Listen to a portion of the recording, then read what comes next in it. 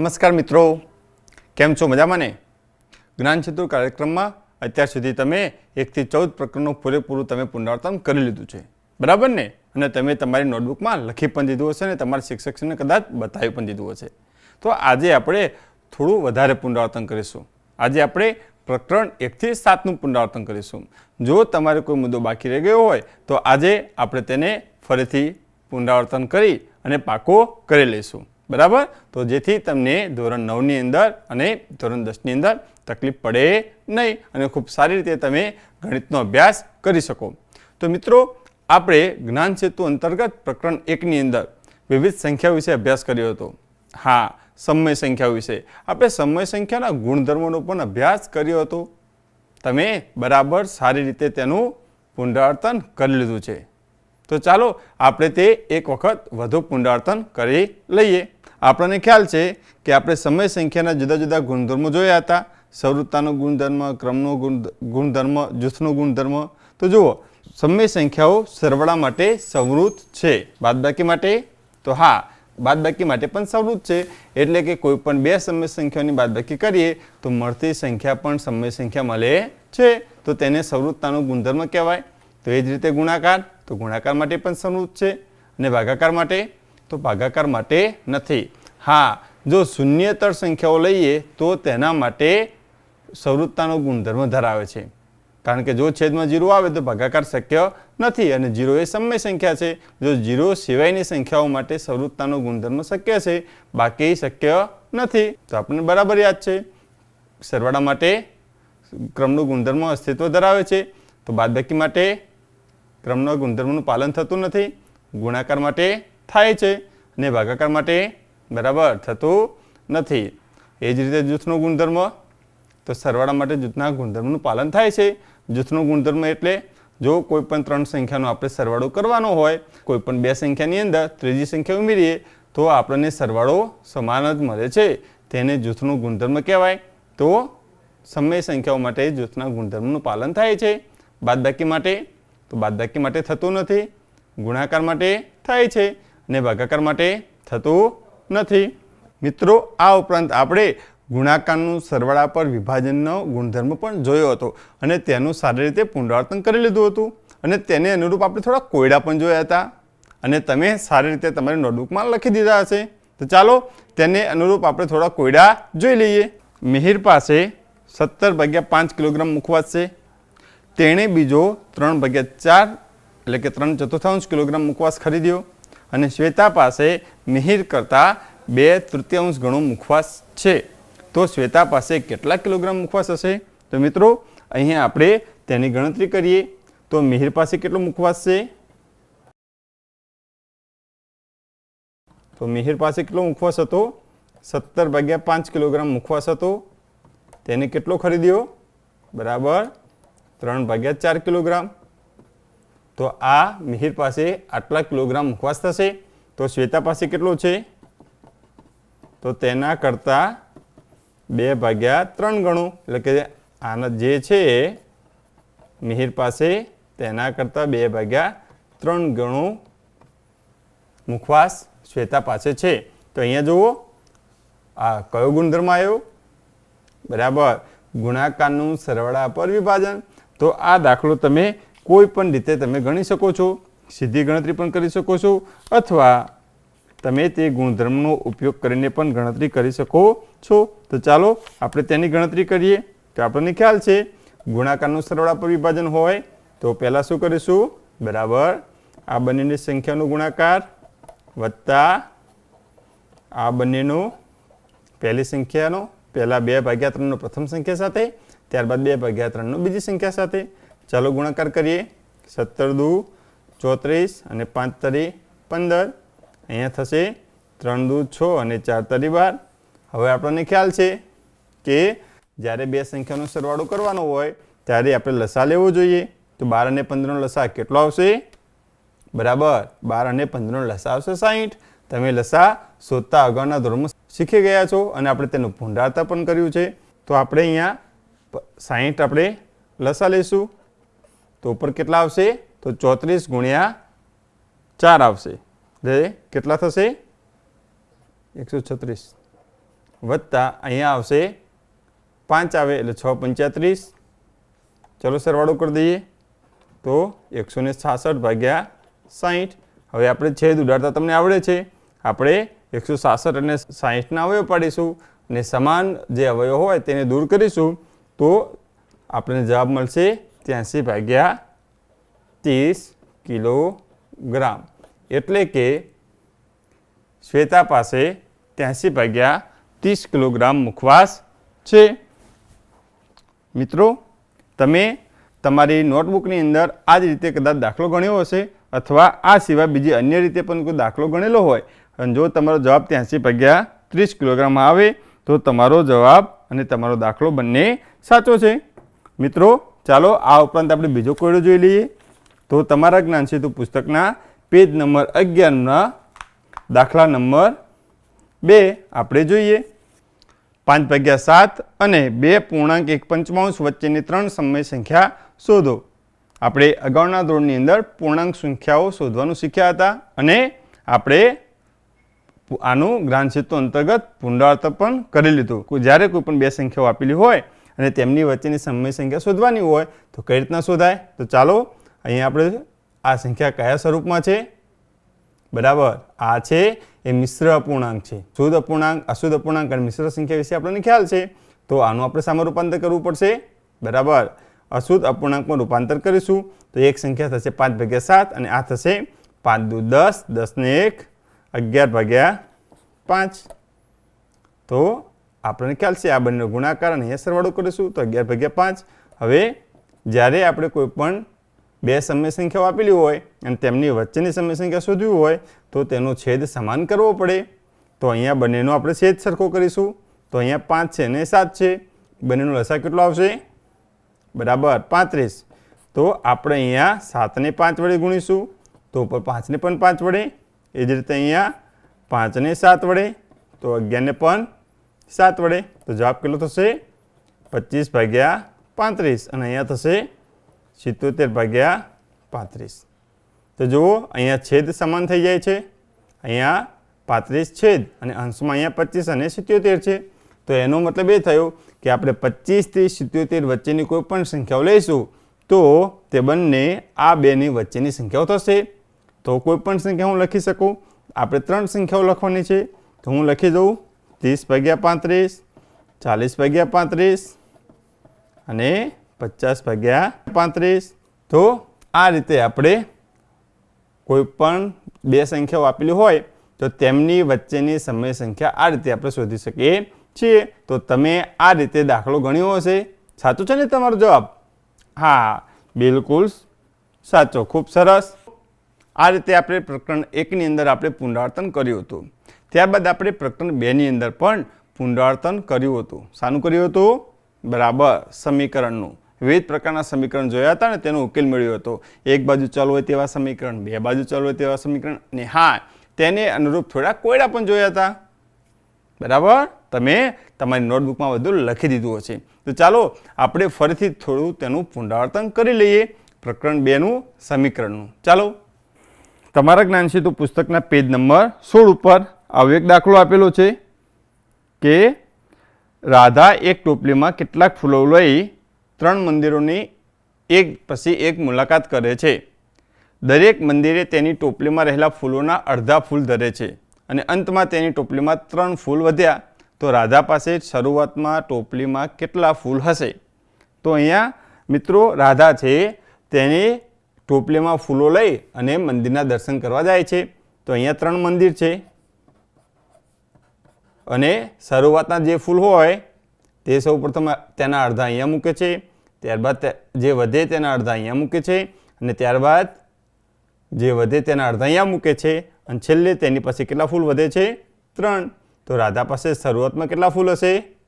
તો ધારો કે રાધા પાસે શરૂઆતમાં x ફૂલ છે. બરાબર, x ફૂલ છે તો પ્રથમ મંદિરે કેટલા ફૂલ મૂકશે? બરાબર, x ભાગ્યા 2 ફૂલ અહીંયા મૂકશે. ચલો, આ મંદિરે કેટલા મૂકશે? તો x ભાગ્યા 2 ફૂલ હતા અને તેના અડધા.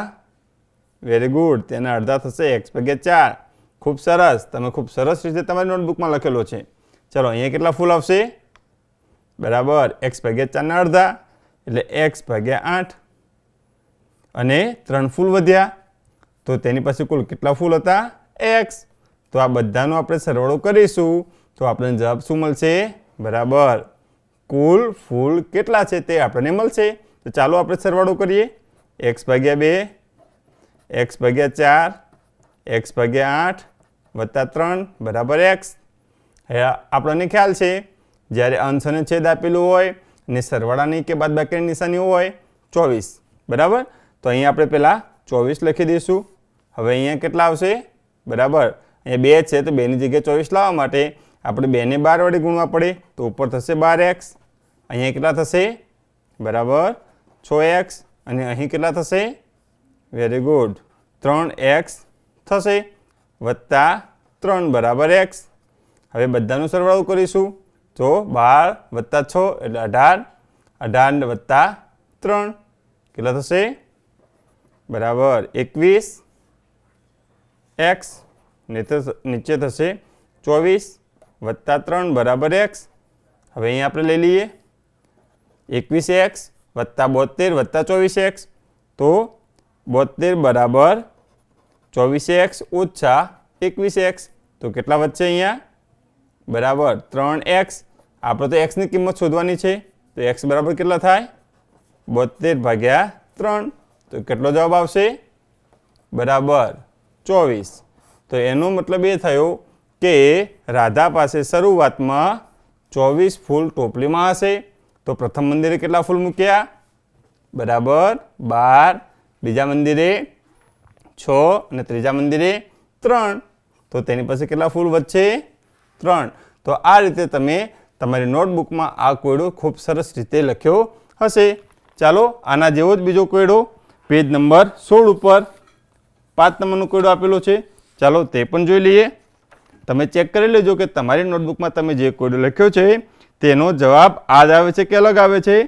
જો અલગ જવાબ આવે તો તેને સુધારવા માટે તમારા વાલીની અથવા તમારા શિક્ષકની મદદ લઈ શકો છો. ચાલો બીજો કોયડો જોઈએ. 2 વર્ષ પહેલાં મોન્ટુની ઉંમર તેની પુત્રીની ઉંમર કરતાં 3 ગણી હતી.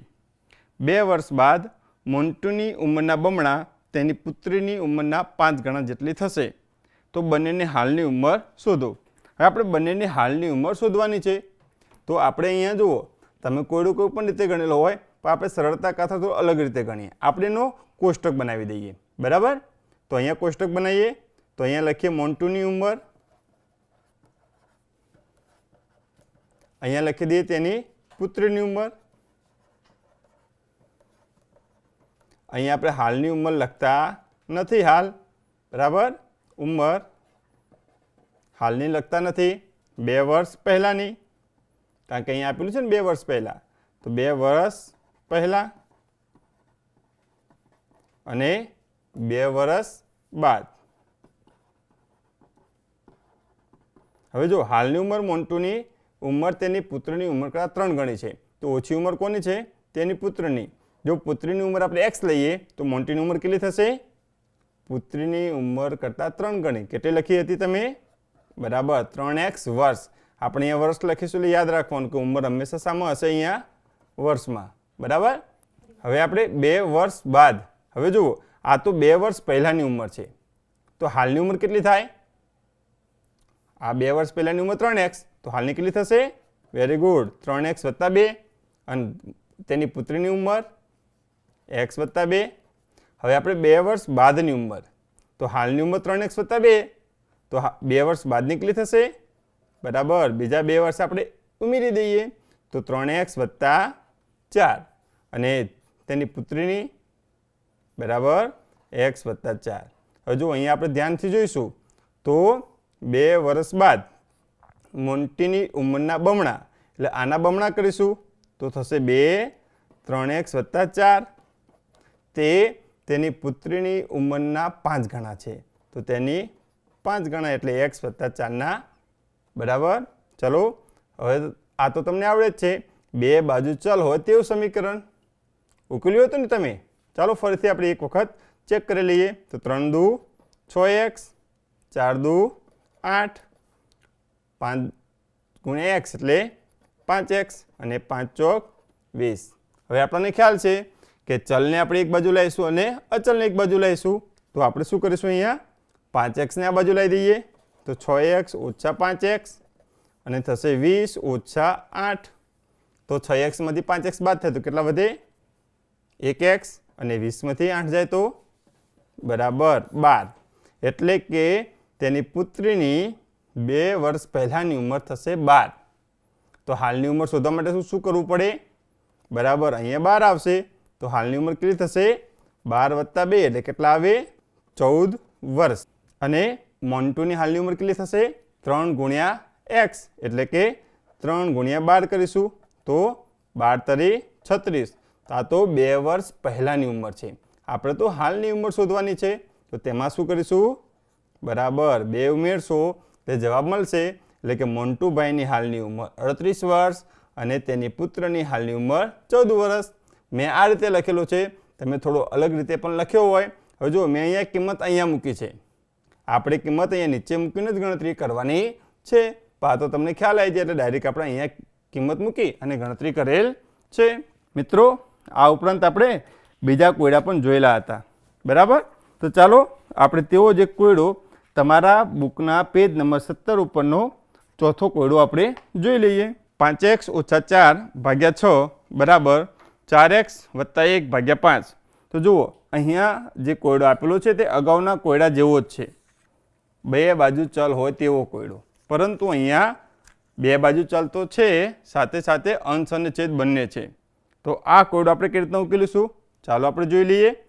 તો આ કોયડો તમે અલગ અલગ રીતે ઉકેલી શકો છો. બંનેનો લસા લઈને પણ કરી શકો છો અથવા ક્રોસ ગુણાકાર ચોકડી ગુણાકાર કરીને પણ તમે ઉકેલી શકો છો. તો આપણે ક્રોસ ગુણાકાર કરીશું. તો 5નો અહીંયા ગુણાકાર થશે અને 6નો અહીંયા. તો આ રીતે આપણે ક્રોસ ગુણાકાર કરી અને ગણતરી કરીશું. તો 5 કૌંસમાં 5x ઓછા 4 અહીંયા થશે 6 4x વત્તા 1. ચાલો ગુણાકાર કરો. કેટલો આવશે? બરાબર 25x ઓછા 20. આ બંનેનો ગુણાકાર 24x વત્તા વેરી ગુડ. હવે આપણને ખ્યાલ છે આ અગાઉના જેવું જ થઈ ગયું. તો ચલ એક બાજુ લાવીશું અને અચલ એક બાજુ. તો 25x ઓછા 24x 20 વત્તા 6 તો થશે x બરાબર 26. એટલે કે જો તમે x બરાબર 26 કિંમત અહીંયા મૂકશો તો આપેલા સમીકરણનું સમાધાન થશે.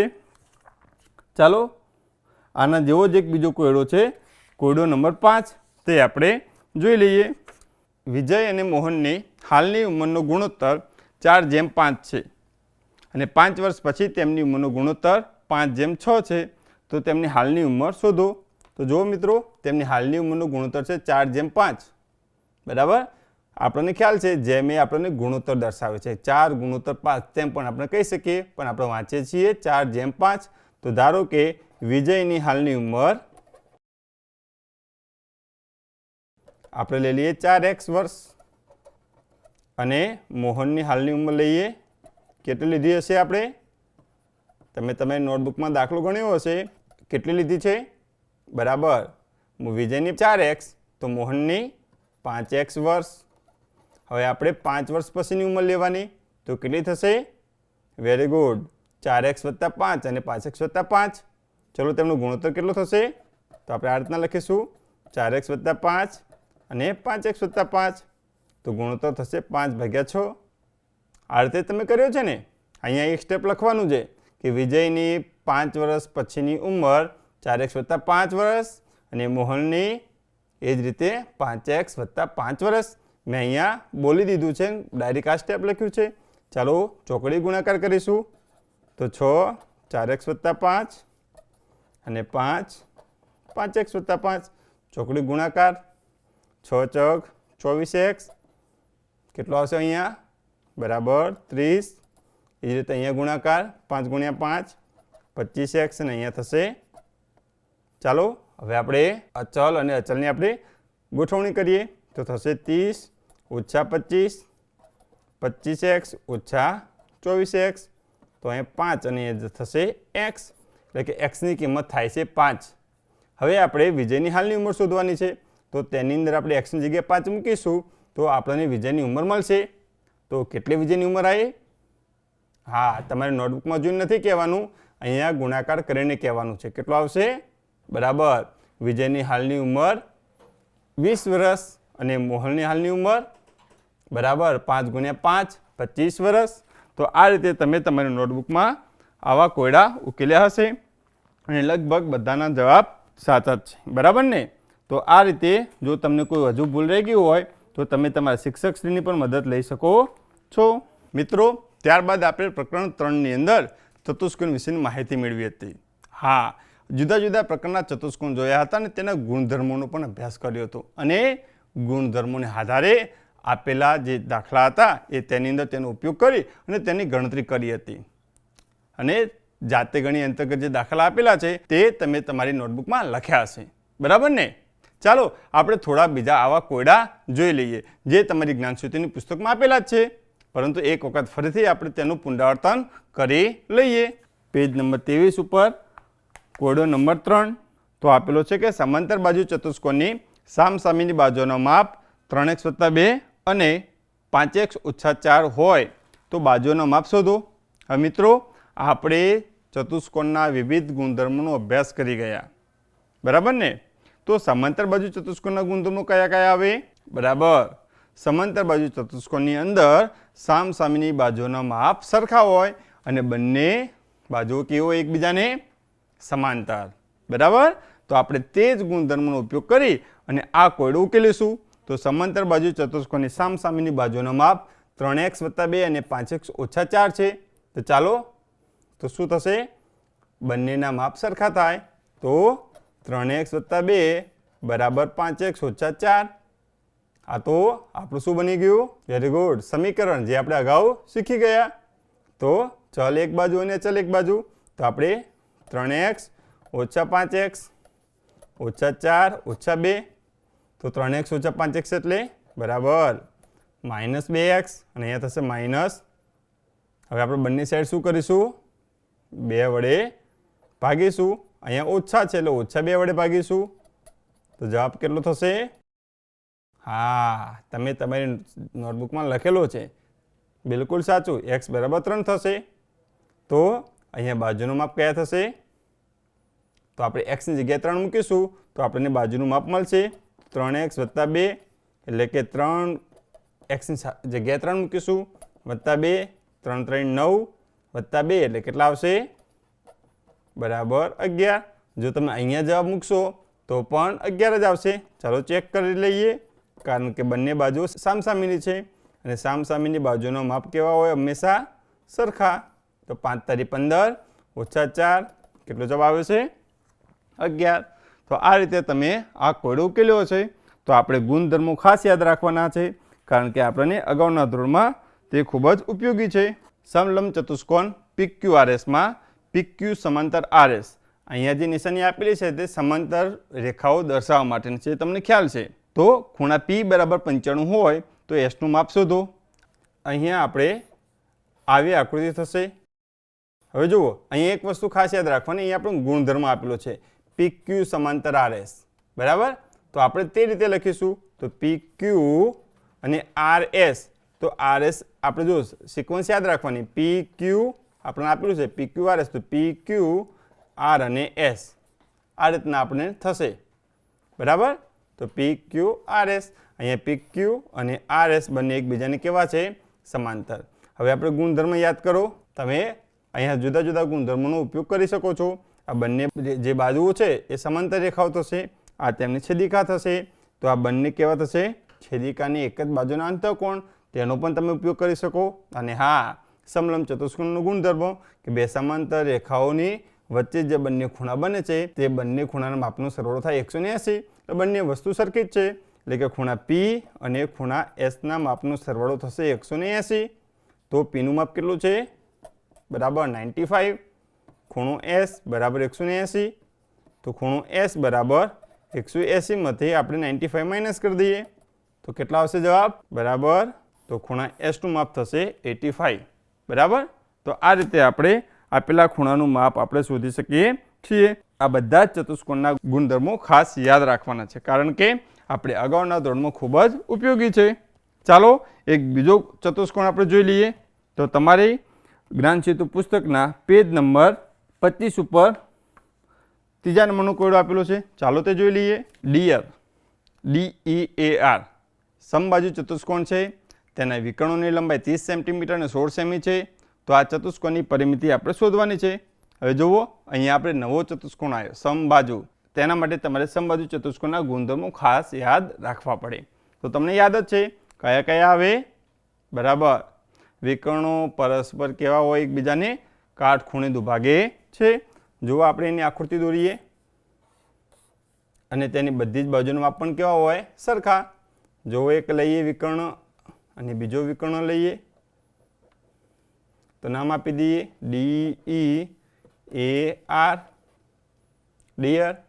ચલો આનું માપ આપણે 30 લઈએ તો આ RE બરાબર આપણે 30 લઈએ અને DA બરાબર 16 સેમી લઈએ. બરાબર. હવે આપણને ખ્યાલ છે વિકર્ણો એકબીજાને કાટખૂણે દુભાગે છે, એટલે કે જો બંનેનું આપણે છેદબિંદુ O લઈએ તો અહીંયા જુઓ આ એક ત્રિકોણ આપણને મળશે. હવે જે આ બાજુનું માપ છે તે RE કરતાં અડધું થશે. તો RE નું માપ 30 સેન્ટીમીટર છે, તો OE નું કેટલું થશે? બરાબર 15 સેન્ટીમીટર. તો એ જ રીતે OE નું માપ કેટલું થશે? વેરી ગુડ, DA કરતાં અડધું, તો OA નું માપ થશે 8 સેન્ટીમીટર. હવે વિકર્ણો એકબીજાને કાટખૂણે દુભાગે એટલે આ ખૂણો થશે 90 નો. તો આ કયો ત્રિકોણ બની ગયો? બરાબર, કાટકોણ ત્રિકોણ. હવે કાટકોણ ત્રિકોણમાં તમને ખ્યાલ છે શું નિયમ આવે? બરાબર, પાયથાગોરસનો ગુણધર્મ આવે. તો પાયથાગોરસનો ગુણધર્મ શું આવે? બરાબર, કાટખૂણાની સામેની બાજુનો વર્ગ તે કાટખૂણો બનાવતી બંને બાજુના વર્ગના સરવાળા બરાબર હોય છે.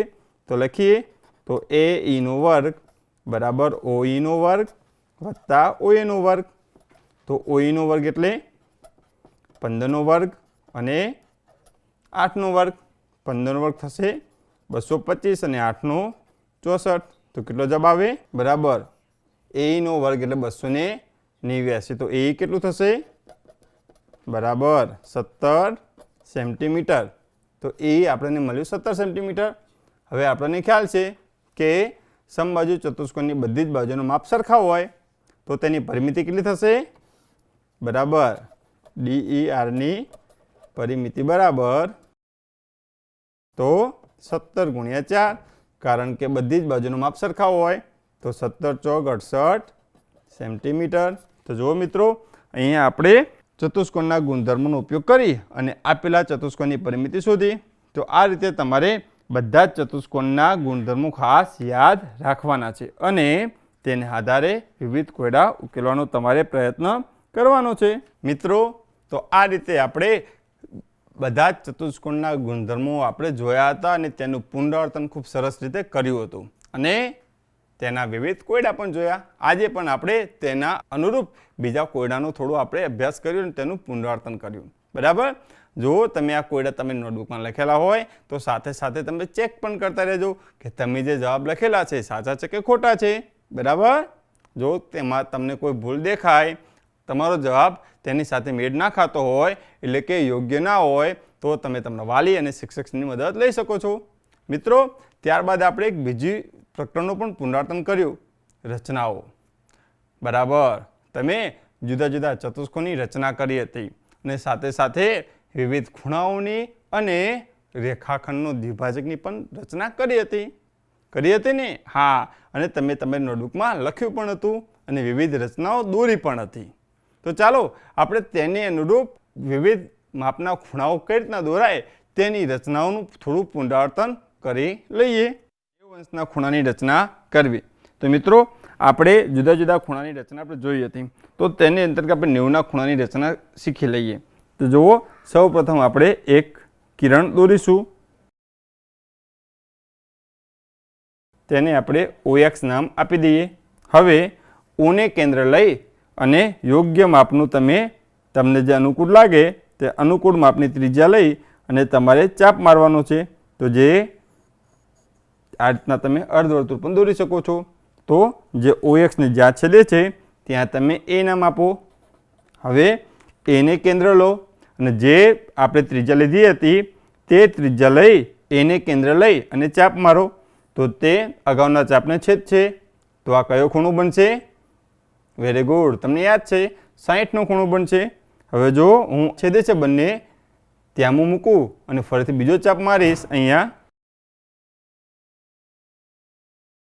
હવે બંને જ્યાં છેદે છે ત્યાં આગળ આપણે આપણું પરિકર મૂકી અને આપણે એક ચાપ મારીશું.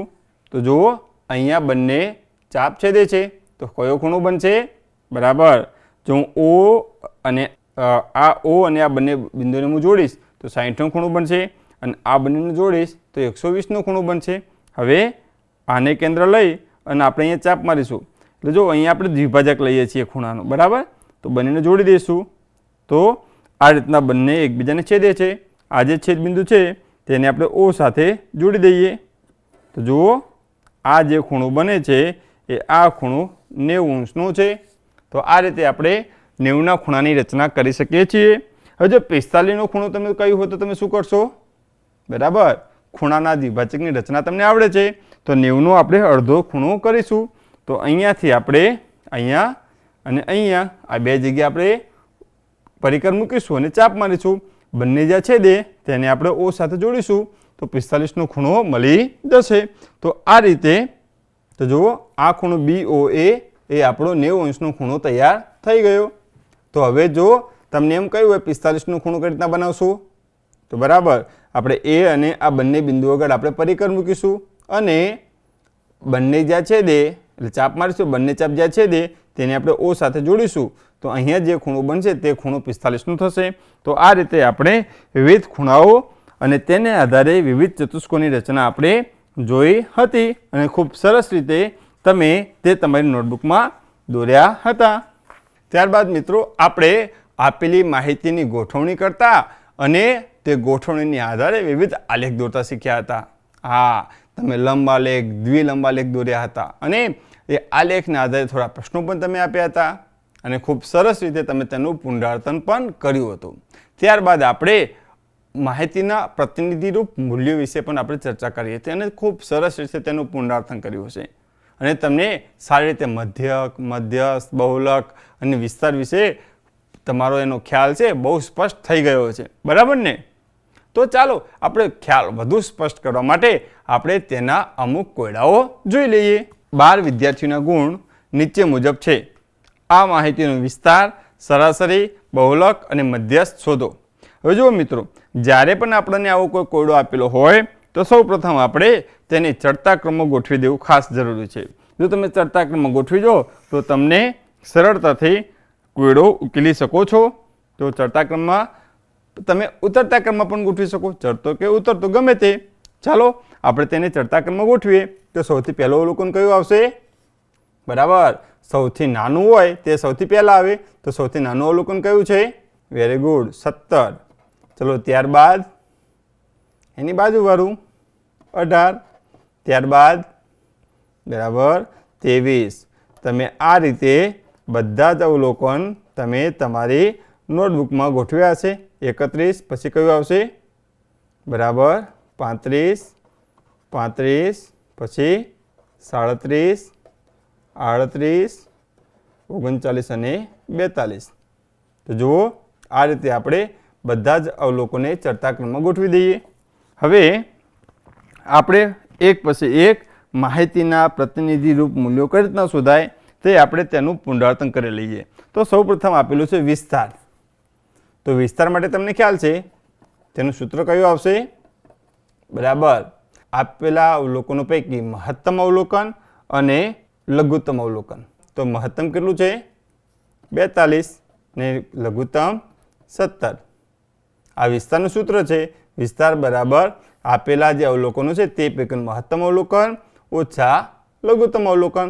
એટલે જ મેં તમને પહેલાં કહ્યું કે આપેલા અવલોકનને ચડતા કે ઉતરતા ક્રમમાં ગોઠવીએ તો આપણને ચડતા રહે છે. તો કેટલો જવાબ આવશે? 42માંથી 17 બાદ કરો, કેટલો?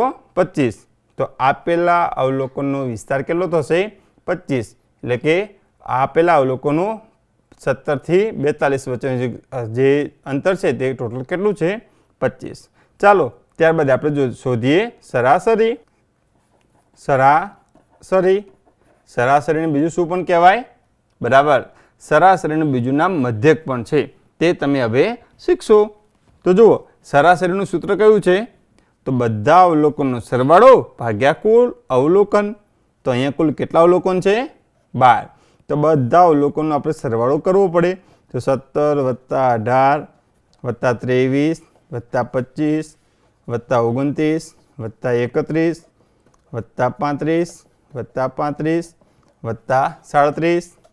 38 + 39 + 42 અને નીચે આવશે 12.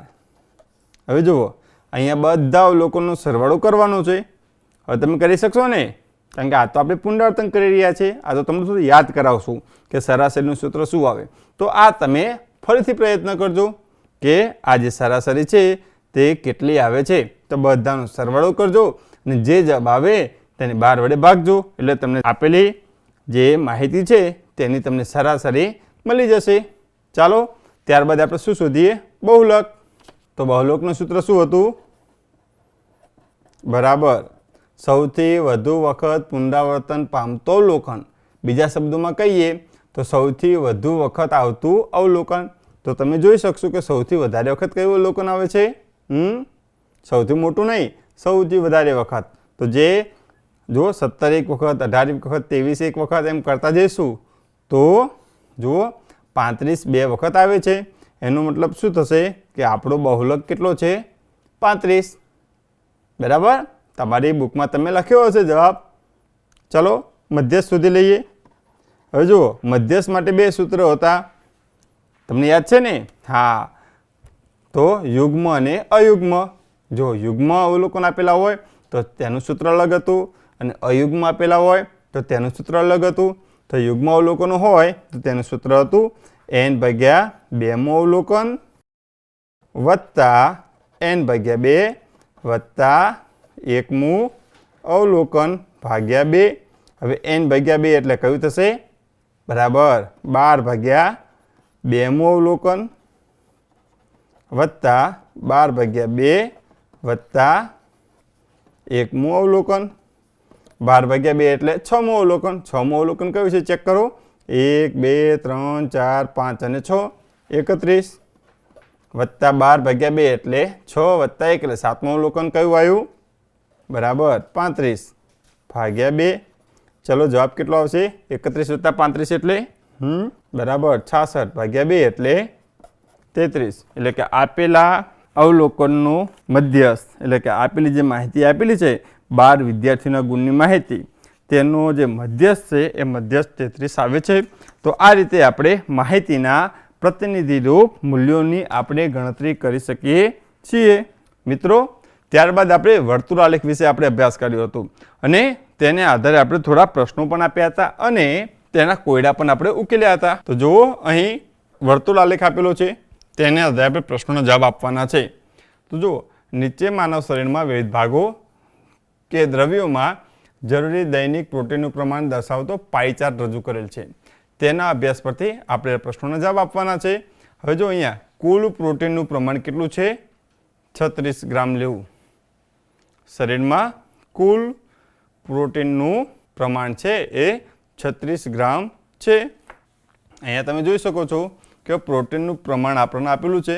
તો સ્નાયુમાં કુલ પ્રોટીનના કેટલા ભાગની જરૂર પડે છે? સ્નાયુમાં કેટલું છે? 120. તો કુલ પ્રોટીન કેટલું? 36 ગ્રામ. તો કેટલા ભાગની જરૂર પડે છે? હવે જુઓ, આપણે અહીંયા અંશમાપ આપેલું છે. આપણને ખ્યાલ છે કે જો અહીંથી આપણે શરૂઆત કરીએ અને એક ચક્ર પૂરું કરીએ તો કેટલું થશે? બરાબર, 360. જો એક ચક્કર પૂરું કરે તો 360 થાય. તો અહીંયા તો કેટલા છે? 120. તો એના માટે આપણે સૂત્ર મૂકી શકીએ. 360 બરાબર 1 ભાગ. તો 120 બરાબર કેટલા? તો 120 ભાગ્યા 360. જવાબ આવશે 1/3. એટલે કે સ્નાયુમાં કુલ પ્રોટીનના 1/3 ભાગની જરૂર પડે.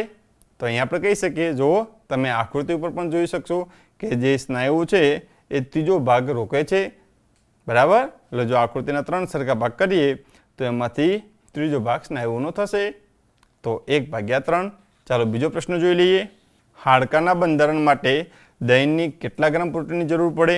તો હાડકા 60. હવે આપણે ગ્રામમાં કરવાનું છે, તો જુઓ કુલ પ્રોટીન કેટલું છે? 36 ગ્રામ. તો આપણને ખ્યાલ છે કે અંશમાં આપેલું છે, તો 360 અંશ હોય તો 36 ગ્રામ થાય. અહીંયા તો કેટલા ગ્રામ છે? હાડકાના 60. તો 60 અંશ બરાબર કેટલા ગ્રામ? તો આપણને ખ્યાલ છે 60 ઉપર જશે એટલે 60 ગુણ્યા 36 ભાગ્યા થશે 360. તો જો છેદ ઉડાડી દઈશું, કેટલા ગ્રામ આવ્યા? તો તમારી નોટબુકમાં જવાબ તમે લખ્યો છે કે આપણને હાડકાના બંધારણ માટે કુલ 6 ગ્રામ પ્રોટીનની જરૂર પડે, બરાબર. ચાલો ત્રીજો કોયડો જોઈ લઈએ. અંતઃસ્ત્રાવો અને અન્ય પ્રોટીન કુલ પ્રોટીનના કેટલા ટકા છે? તો જુઓ અહીંયા 144 છે. હવે કેટલા ટકા છે? તો એનો મતલબ એ થયું કે આપણે ટકાનું અંશમાં અને અંશનું ટકામાં રૂપાંતર ખ્યાલ હોવું જોઈએ. હવે આપણને ખ્યાલ છે કે એક ચક્ર પૂરું કરે તો 360 અંશ થાય. તો એ જ રીતે ટકાની ગણતરી કરીએ તો કુલ ટકા કેટલા થાય? બરાબર 100%. એટલે કે જો 360 અંશ હોય તો 100% હોય. અહીંયા તો કેટલા અંશ છે? 144. તો કેટલા ટકા થાય? તો 144 ઉપર જશે ગુણ્યા 100, નીચે થશે 360. હવે આપણે છેદ ઉડાડી દઈશું. હવે 144 અને 36, તો આપણે ખ્યાલ છે 36 ગુણ્યા 4 કરીશું એટલે આપણને મળશે 144. તો કેટલા ટકા આવ્યા? 40%. એટલે કે અંતઃસ્ત્રાવો અને અન્ય પ્રોટીન માટે 40% પ્રોટીનની જરૂર પડે છે. તો અહીંયા આપણે જવાબ 40%. તો મિત્રો તમે આ રીતે અંશ, કુલ ભાગ અને ટકાની ગણતરી કરી, એટલે ટકાની સરખામણી કરી અને સારી રીતે ગણતરી કરી હશે. અને તમારું અત્યારે જ્ઞાન પણ તમારું ખૂબ જ સરસ તાજું થઈ ગયું છે, બરાબર ને? તમે નોટબુકમાં આ રીતે તમારી જવાબ તમે લખી શકશો. ચાલો આપણે હવે તક અને સંભાવનાના થોડું પુનરાવર્તન કરી લઈએ. તમે ખૂબ સરસ રીતે તક અને સંભાવના વિશેના કોયડા તમે જોયા હતા. 51 ઉપર તક અને સંભાવનાના જાતે કરી અંતર્ગત થોડા કોયડા આપેલા છે. તો અહીંયા જુઓ, આપણને પહેલી ખાલી જગ્યા આપેલી છે કે એક સિક્કો 3 વાર ઉછાળવામાં આવે છે તો આ પ્રયોગમાં કુલ શક્યતાઓ ખાલી જગ્યા હશે. હવે આપણને ખ્યાલ છે જ્યારે કોઈ પણ સિક્કાને એકવાર ઉછેડવામાં આવે તો આપણને હેડ અથવા ટેલ એટલે કે એચ અથવા ટી આપણને મળે છે, એટલે કે એચ અને ટી. હવે જુઓ બીજી વાર ઉછાળીએ તો જુઓ પ્રથમ વાર એચ મળ્યો, તો બીજી વખત આપણને ટી પણ મળી શકે અથવા બીજી વખત એચ પણ મળી શકે. આ તો એચની સંભાવના થઈ, તો ટી માટે એ જ રીતે ટી માટે એચ અને ટી માટે ટી. એટલે 2 વખત ઉછાળીએ તો કેટલી શક્યતાઓ થઈ? 4. જો 3 વખત ઉછાળીએ તો જો પહેલી વખત એચ હોય, બીજી વખત ટી હોય, તો ત્રીજી વખત શું હોઈ શકે? ટી પણ હોઈ શકે અથવા ત્રીજી વખત એચ પણ હોઈ શકે. ચાલો એ જ રીતે અહીં બરાબર પ્રથમ વખત એચ, બીજી વખત એચ, તો ત્રીજી વખત એચ પણ હોઈ શકે અને ત્રીજી વખત ટી પણ હોઈ શકે. ચાલો એ જ રીતે અહીં જો પહેલી વખત ટી, બીજી વખત એચ, ત્રીજી વખત ટી પણ હોય અને ત્રીજી વખત એચ પણ હોય. એ જ રીતે અહીં તો બોલો કુલ શક્યતાઓ કેટલી થશે? બરાબર 1, 2, 3, 4, 5, 6, 7 અને 8. જવાબ આવશે 8. જો સરળ રીતે કહેવું હોય તો આપણે યાદ રાખવાનું 2n. બરાબર. એક વખત ઉછાળીએ તો n બરાબર 1, 2 વખત ઉછાળીએ તો 2 એટલે 4 વખત, 3 વખત ઉછાળીએ તો 2 એટલે 8 વખત, 4 વખત ઉછાળીએ તો 2 તો આપણે જ્યારે સિક્કાને ઉછાળીએ તો તેના માટેનું સૂત્ર યાદ રાખવાનું 2n. બરાબર. આ તમારું એક સામાન્ય સૂત્ર છે. તો અહીંયા તમે આ તો 3 જ વખત કહ્યું છે, પણ જો વધારે વખત કહ્યું હોય તો આ સૂત્રની મદદથી તમે સરળતાથી જવાબ આપી શકશો. બરાબર. આ જ રીતે પાસા માટેનું સૂત્ર હોય છે 6n. 50 ગુણની કસોટીમાં 49 ગુણ મળવાની સંભાવના ખાલી જગ્યા છે. હવે જો મિત્રો 50 ગુણની કસોટી છે, તેમાં 49 ગુણ આવવાની સંભાવના કેટલી? તો કુલ અવલોકન કેટલા થાય? આપણને સંભાવનાનું સૂત્ર ખબર છે કે 49 ગુણ આવવાની શક્યતા અને કુલ શક્યતા, બરાબર. તો એટલે કે પ્રયોગની કુલ શક્યતા. તો 49 કેટલી વખત આવે? 1 થી 50 એટલે 50 સુધી, બરાબર, એક જ વખત આવે. અને કુલ અવલોકન કેટલા થશે? 50? ના, કુલ અવલોકન 50 થશે નહીં. કેમ? કારણ કે આપણે 1 થી શરૂઆત નથી કરવાની, 0 પણ તેમાં આવી શકે છે. કેમ? કુલ ગુણ તો 50 જ છે, પણ ગુણ આવવાની શક્યતા કેટલી? તો 1 થી 50 સુધીના ગુણ પણ આવી શકે છે. અને જો કોઈ વિદ્યાર્થી લખે નહીં તો 0 પણ ગુણ આવી શકે છે. એટલે કુલ અવલોકન કેટલા થશે? બરાબર, 50 + 1 એટલે 51. તો અહીં કુલ શક્યતાઓ કેટલી મળશે? 51. અને તો 50 માંથી 49 ગુણ આવવાની સંભાવના 1/51 થશે. એટલે આપણો જવાબ આવશે ડી. તો આ રીતે આપણે આપેલી જે માહિતી છે તેની સંભાવના શોધી શકીએ છીએ. આ જ રીતે જો 100 ગુણ માટે 100 ગુણમાંથી 100 ગુણ આવવાની સંભાવના કેટલી થાય? બરાબર, તે 100 નહીં થાય, 1 નહીં થાય. કેટલી આવશે? 1/101. તો આ રીતે આપણે ગણતરી કરી શકીએ છીએ. તો તમારી સંભાવના વિશેનું ખ્યાલ વધારે સ્પષ્ટ થઈ ગયો હશે. ચાલો એક બીજો કોયડો આપણે જોઈ લઈએ. પત્તાની ઢગલીમાંથી નીચે મુજબના પરિણામ મળવાની સંભાવના શોધો. 50 પત્તા, તમને ખબર છે કયા કયા પત્તા આવે? બરાબર, લાલ, ચોકટ, ફૂલી અને કાળી. આ પ્રકારના આપણે પત્તા આવી શકે છે. ચલો આપણે આ દાખલો તમે ગણેલો જ હશે. તો મને કહેશો લાલ રંગના કેટલા પત્તા હોય? લાલના નથી કહેતો, લાલ રંગના કહું છું. 26. તો આની સંભાવના કેટલી થશે? બરાબર, આની સંભાવના થશે 26/52. તમારે આ રીતે નથી લખવાનું, અહીંયા લખવાનું છે કે લાલ રંગના પત્તાની સંભાવના બરાબર લાલ એટલે ઘટના બનવાની શક્યતા ભાગ્યા પ્રયોગની કુલ શક્યતા. એટલે ઘટના બનવાની શક્યતા હશે 26. કેમ? લાલ રંગના 26 અને કુલ 52. જવાબ આવશે 1/2. ચલો ચોકટની રાણી કેટલી હોય? ચોકટની રાણી, હા, તમને ખ્યાલ છે 4 જાતના પત્તા હોય: ચોકટ, લાલ, ફૂલી, કાળી. તો ચોકટની રાણી કેટલી હોય? Very good, 1. અને કુલ પત્તા કેટલા હોય? 52. તો તેનો જવાબ આવશે 1/52. અને બીજું છે પસંદ કરેલ પત્તા પર બેકી સંખ્યા લખેલ હોય. હવે તમને ખ્યાલ આવી ગયો હશે, કારણ કે આપણે સંભાવનાના ઘણા બધા કોયડા જોયા. તો આનો જવાબ તમે તમારી નોટબુકમાં લખેલો જ હશે. લખ્યો છે ને? હા, અને મને ખ્યાલ છે તે જવાબ સાચો હશે. મિત્રો, તો આ રીતે આપેલી ઘટનાની સંભાવના શોધવાની અને આપેલી માહિતીને યોગ કોષ્ટકમાં એટલે કે માહિતીની ગોઠવણી શીખ્યા હતા. ત્યારબાદ તેને અનુરૂપ આલેખ પણ દોર્યો હતો અને આલેખને આધારે તેની પ્રશ્નોત્તરી પણ આપણે શીખ્યા હતા. વર્તુળ આલેખની પણ પ્રશ્નોત્તરી શીખ્યા અને અત્યારે આપણે તેનું પુનરાવર્તન કરી લીધું. હવે તમારે જે માહિતીના પ્રતિનિધિરૂપ મૂલ્યો છે તે વિશેનો ખ્યાલ તમારે વધારે સ્પષ્ટ થઈ ગયો છે. બરાબર ને? હા, તમે સૂત્રો પણ બરાબર તૈયાર કરી લીધા છે. મિત્રો, ત્યારબાદ આપણે તેના પછીના પ્રકરણની અંદર વર્ગ અને વર્ગમૂળ અને તે પછીના પ્રકરણની અંદર ગણ અને ગણમૂળ વિશે માહિતી મેળવી હતી. વર્ગ એટલે શું? બરાબર, આપેલી સંખ્યાનો 2 વખત ગુણાકાર કરીએ તો આપેલી સંખ્યાનો વર્ગ મળે છે. અને પૂર્ણ વર્ગ સંખ્યા, હા, તમને બરાબર યાદ છે, કારણ કે તો ખૂબ સરસ રીતે તમે પુનરાવર્તન કરેલું છે.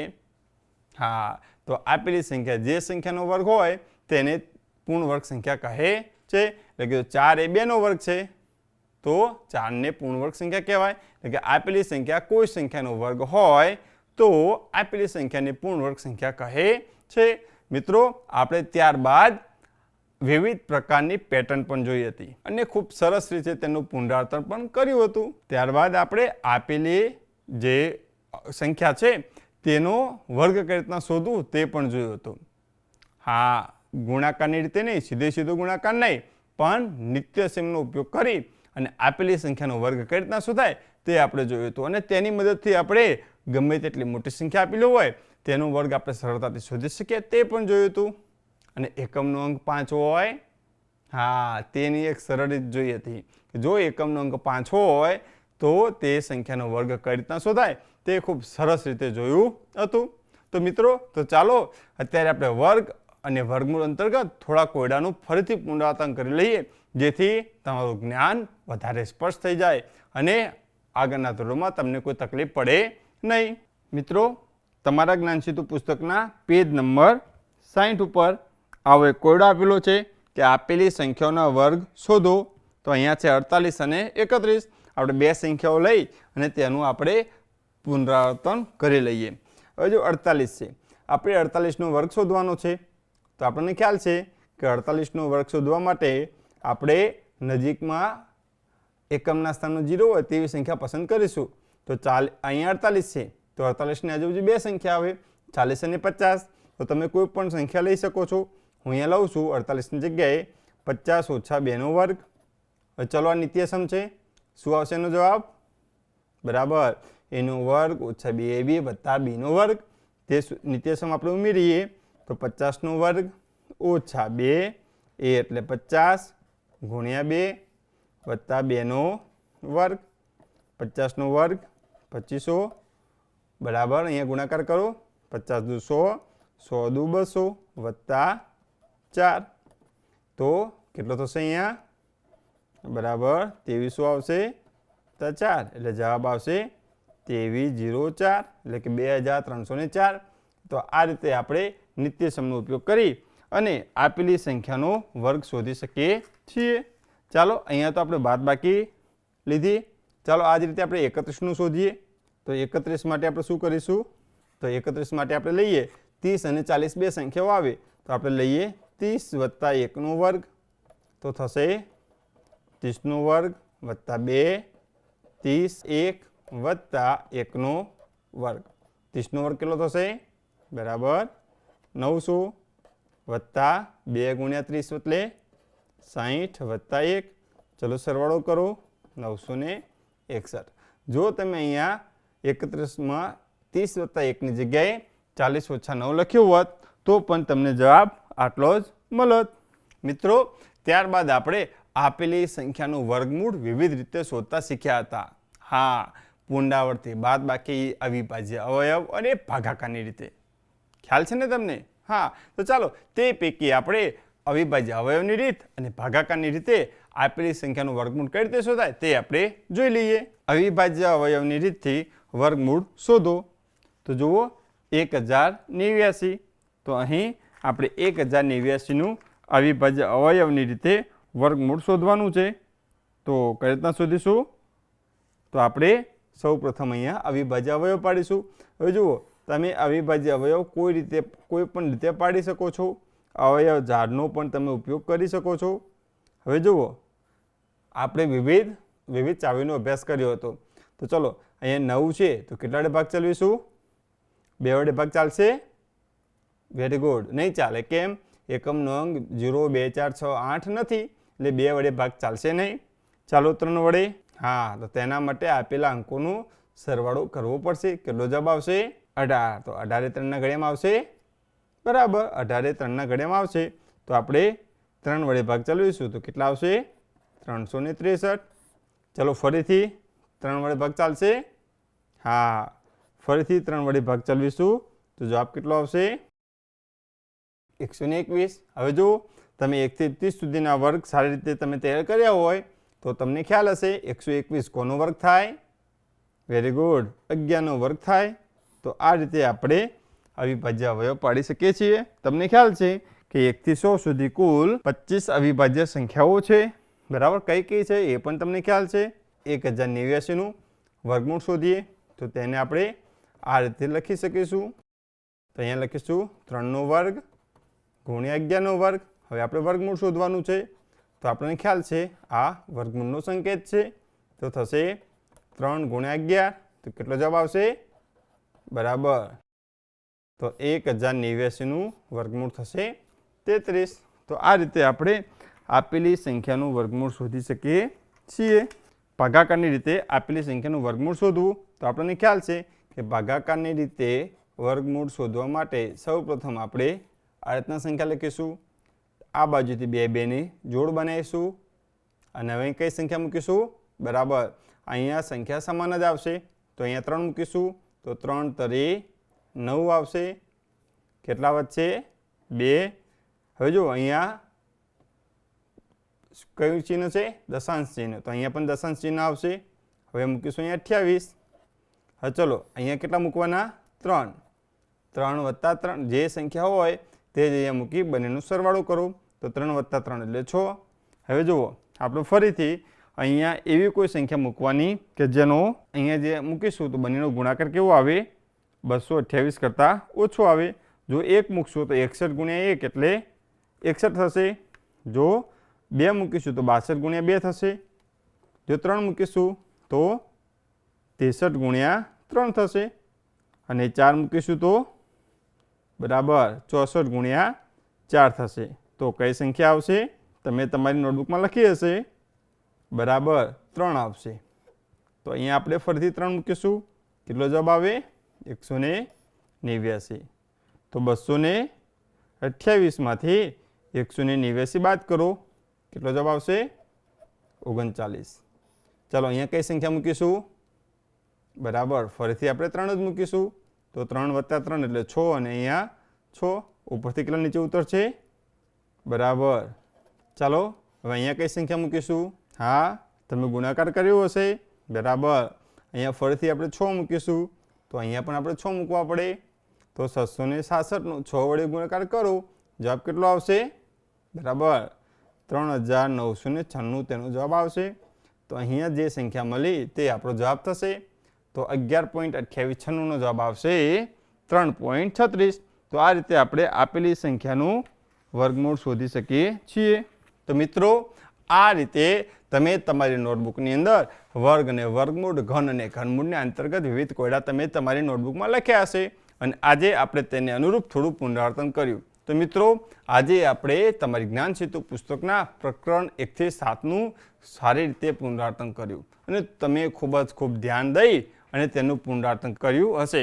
અને જો કોઈ મુદ્દો તમે બાકી રહી ગયો હશે, અગાઉ તમે પુનરાવર્તન કરેલું જ છે, જો કોઈ મુદ્દો બાકી રહી ગયો હશે તો તમે આજે તેનું સારી રીતે પુનરાવર્તન કરી અને ખૂબ તૈયાર કર્યું હશે. તો મિત્રો, તો આજે જે પુનરાવર્તન કર્યું છે તે ખૂબ સારી રીતે તૈયાર કરજો, જેથી તમને અગાઉના ધોરણમાં તકલીફ પડે નહીં. તો મિત્રો, હવે આપણે મળીશું તે પછીના પ્રકરણ સાથે. ત્યાં સુધી આવજો, સાચવજો.